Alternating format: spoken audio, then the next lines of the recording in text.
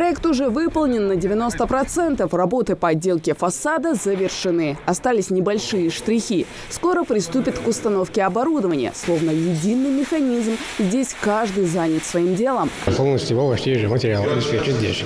Заказать сразу у нас. Да, материал дало вовремя. Задержка будет полностью обеспечение материалами. Было тоже будет вовремя оплаты.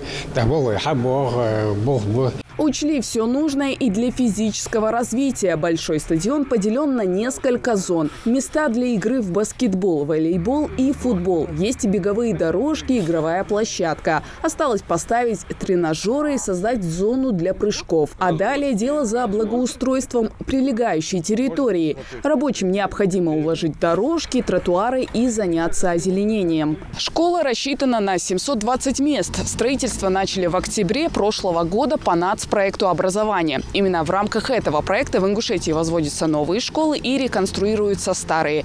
Так дети имеют возможность грызть гранит науки в комфортных условиях. Трехэтажное здание будет оборудовано всем необходимым для полноценного обучения школьников. Проект включает соблюдение всех норм и стандартов. Учебные кабинеты, библиотека, спортзал, пищеблок и просторная столовая с витражами. Кстати, в последние уже завезли печки, шкафы и прочее оборудование. Осталось только подключить к электросетям. Не забыли и про основное место для мероприятий – актовый зал. Здесь осталось у нас еще устройство полов и подиума. И для посадки людей установить стулья и некоторые камеры, типа оборудования. Здесь его немного, конечно.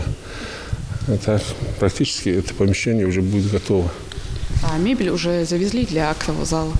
Да, сейчас частично заводится. Здесь у нас еще предусмотрено подиумное оборудование, это стол президиума, экран моторизированный.